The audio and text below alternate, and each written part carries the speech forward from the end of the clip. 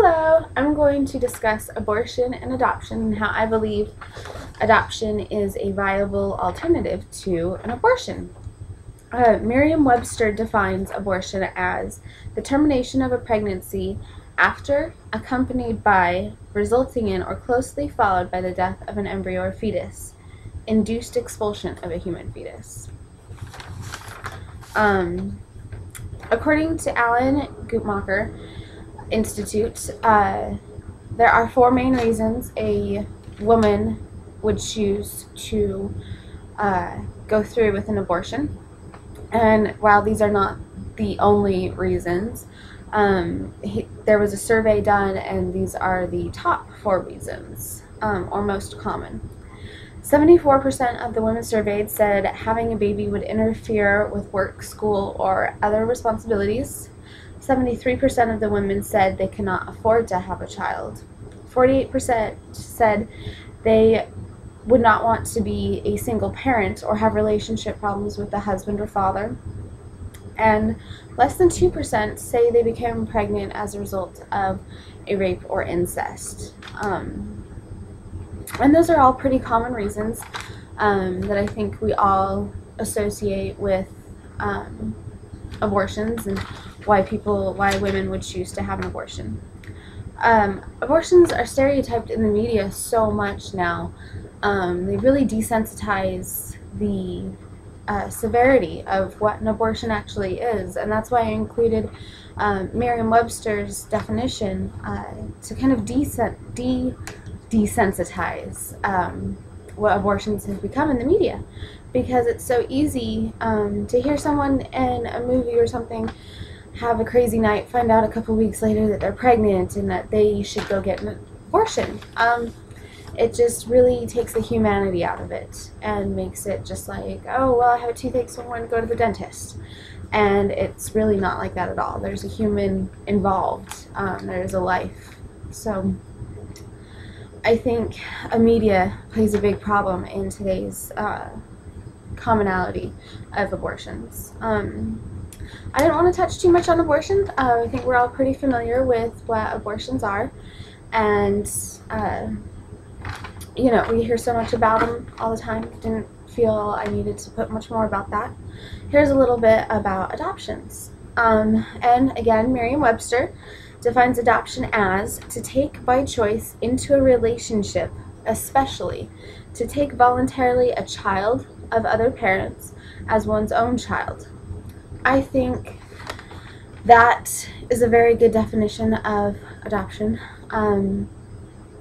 It really is just parents taking in a child as their own and giving that child a new life, a family, making something complete that wasn't previously. Similarly, there are very common reasons and well-known reasons that people would choose to go through with an adoption and plan for an adoption. Some of these are the ones we really know a lot about. We hear it in the news every day. We hear it in movies. It's in the papers, and that is same-sex relationships.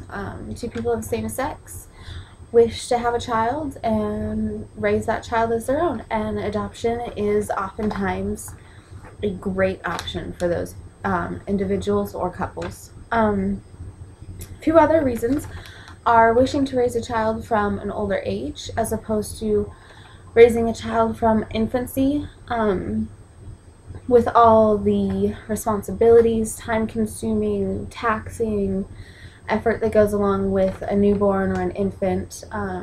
Some couples or individuals simply choose to adopt a child that is older and more independent. Of course, infertility is also a very common reason couples would choose, or an individual would choose adoption. The woman could possibly be beyond the age of conception. That's another very common one, and something I personally didn't really think much about prior to this was genetic factors that the parents don't want to pass on to their child. with all the genetic testing that's available these days, you can have your partner's genes tested and your genes tested, and if the combination is that you are carriers of certain genetic diseases or issues, then you may choose to go with adoption instead of passing on those genes to a new child and the possibility of having problems later in life.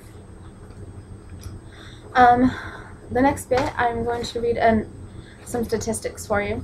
In 2008, there were 17,456 adoptions reported in the United States. Of those, 6,007 were of children under 1 year of age, and that's from the adoption.state.gov.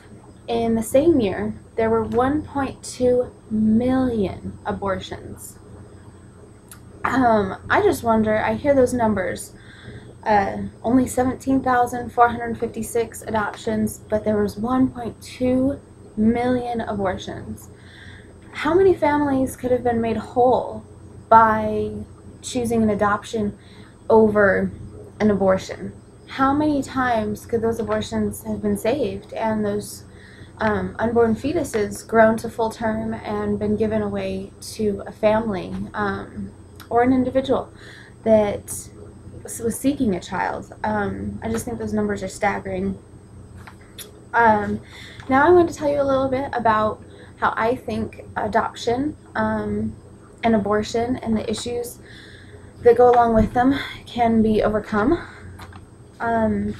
There is so much damage caused by abortions, and I don't feel individuals are properly educated about the potential for emotional and physical damage. The uterus, the cervix can all become damaged during an abortion and could later cause infertility. So if that individual should choose later in life that they wanted to have a family and start a family of their own biologically, they may not be able to because of damage that was previously done during an abortion, and that can cause mental anguish for families across the United States.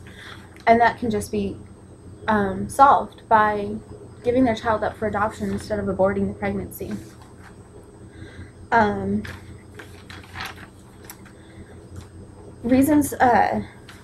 Myths and misunderstandings about adoption are some women believe that if they give their child up for adoption, that they will never be able to see the child again, which in most cases is not true. In most states, there are laws protecting the biological mother when she gives her child up for adoption, that she sets all the ground rules in legal form for any future contact between the biological child and the biological mother, the families staying involved with one another, or if they wish to have no contact whatsoever, they can make that choice as well. But giving a child up for adoption certainly does not mean that you will never see the child again or have any connection to the child. Again, I really think knowledge is power, and very importantly in this context, knowledge is power.